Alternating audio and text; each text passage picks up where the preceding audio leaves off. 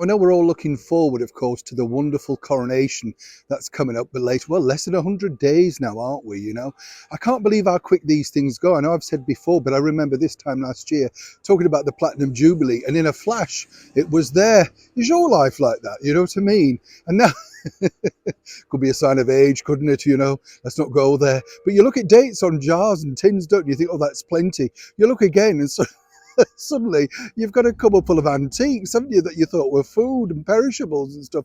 Where does the time go? Now, I don't know if you saw this particular story, but apparently over here in the United Kingdom, and in particular in London, hotels have hiked their prices to the maximum ahead of the coronation. I mean, that was to be expected, wasn't it? I think there's always room, though, to find somewhere to stay if you're clever.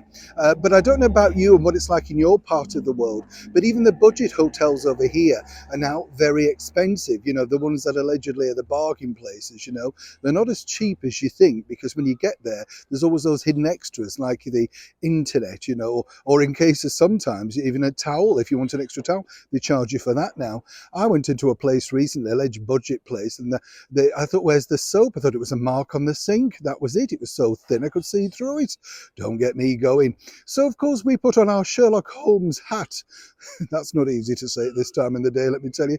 Our Sherlock Holmes hat to find you at least a bargain that I think, if you are coming over for the coronation of King Charles III, you may enjoy. The biggest problems, when you arrive in anywhere is the cost, isn't it? Not just the cost of the hotel, but dining out, because you don't know all those little nooks and crannies, the places that have got the good bargains, the sort of off-road cafes, as we like to call them, greasy spoons, where you can get a substantial meal like jacket potato and beans or tuna salad or that sort of stuff, and it's not going to break the bank, but it sustains you, and it doesn't necessarily have to be five-star cuisine. I mean, anybody who meets up with me knows exactly. I like egg, chips and beans. Do you know what I'm saying? Something quite simple, cost effective, and yes, cheap.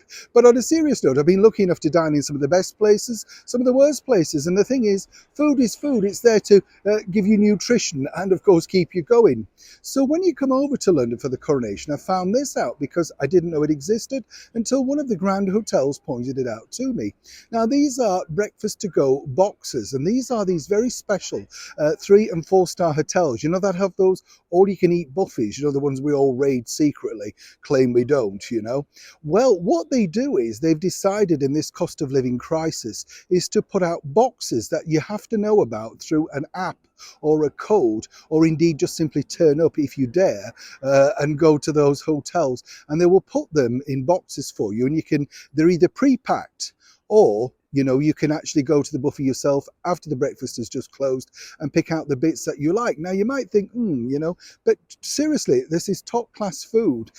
And more importantly, it can sustain you throughout the day. I mean, these are fresh eggs, bacon, tomatoes. It can be all sorts of things, fruit, yogurt, cereal. So, it's one of those things that when you discover it, you kind of think, would I do it?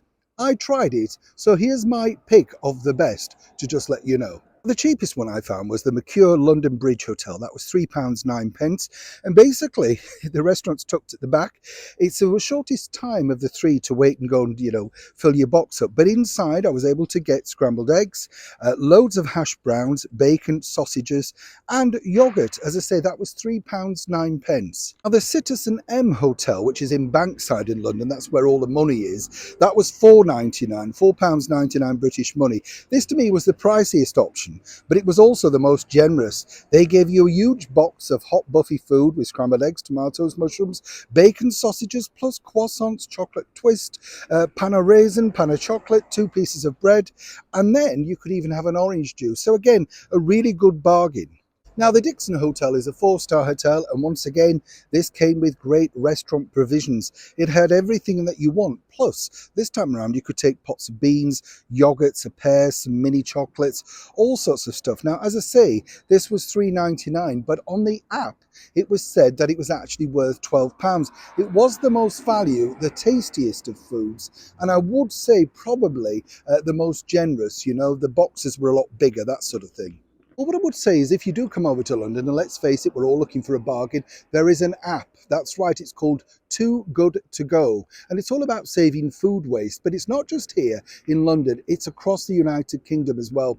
And it's a great thing because particularly if you're traveling, these are the places where you can get good food to go at very cost-effective prices. Let's not forget, you can go and sit in the park if it's in the summer and enjoy your breakfast al fresco, can't you? It's not going to cost that much or indeed break the bank. Now, I know like a lot of people like me, you're not very good with apps and stuff like that. But if you've got, say, grandchildren traveling with you and they understand that technology, that's the way forward. Get them to do it. Maybe get their pocket money to buy it too. They're eating it, you never know. Oh, there's the northerner in me, isn't it? But on a serious note, truly, it's a very good idea. And as I say, do check out all of those sort of things online, particularly if you're coming to London for the coronation. There are so many free options. There's going to be free choral society evenings, celebrating the coronation. And also look out for the Guards Museum. I'll keep you posted on stuff like that too. They're doing some very great free concerts. And it just gives you an absolute spectacular feeling of what we can look forward to at the forthcoming coronation. But the best bit is, of course, doing this, it simply won't break the bank. Now, I'm off to find a breakfast box. Neil Sean in the very heart of London.